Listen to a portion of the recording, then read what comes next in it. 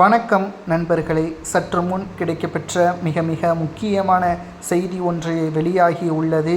அனைத்திந்திய அண்ணா திராவிட முன்னேற்ற கழகத்துடன் இனி ஒருபோதும் ஆதரவு கிடையாது, கூட்டணி கிடையாது. எடப்பாடி தலைமை பொறுப்பில் இருக்கும் வரைக்கும் அதிமுகவில் ஒருபோதும் ஆதரவு கிடையாது என்று நேற்று எடப்பாடி பழனிசாமி அவர்களுக்கு எதிராக பன்னீர்செல்வம் அவர்கள் அதிகாரப்பூர்வமான அறிவிப்பை வெளியிட்டுள்ளார். தற்பொழுது 27 தொகுதிகளில் ஓபிஎஸ் அவர்கள் போட்டியிட திட்டமிட்டுள்ளார்.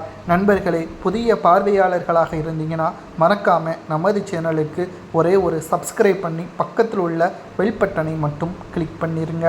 அதாவது 2026 சட்டசபை தேர்தலில் ஓபிஎஸ் அவர்கள் 27 தொகுதிகளில் போட்டியிடுவது உறுதியாகிவிட்டது.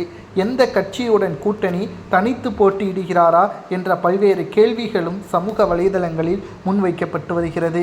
நேற்று விமான நிலையத்தில் செங்கோட்டையன் அவர்களிடம் கேட்டபொழுது நிச்சயம் ஓபிஎஸ் அவர்கள் நல்ல முடிவை எடுப்பார் என்பதை செங்கோட்டையன் அவர்கள் தெரிவித்தார். செங்கோட்டையனும் ஓபிஎஸும் நெருங்கிய நண்பர்கள் என்பது நாம் அனைவருக்கும் நன்றாகவே தெரியும்.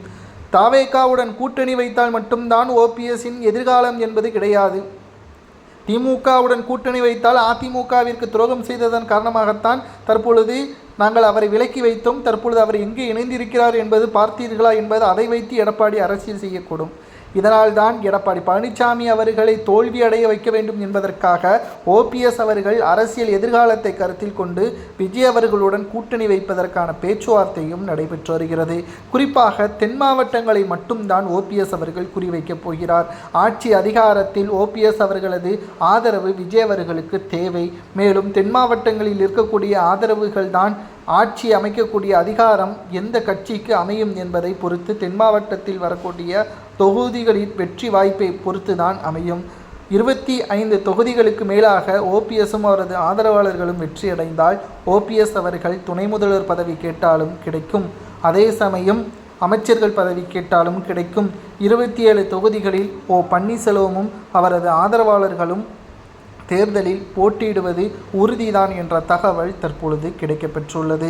2026 சட்டசபை தேர்தலில் பன்னீர்செல்வம் அவர்கள் தாவேகாவுடன் கூட்டணி வைப்பது சரியா? வெற்றி கிடைக்குமா? தமிழக மக்களும் அதிமுகவின் உண்மையான தொண்டர்களும் பன்னீர்செல்வம் அவர்களை வெற்றியடை வைப்பார்களா என்பதை உங்களது கருத்துக்களை மறக்காம கமெண்ட் வாயிலாக கூறுங்கள்.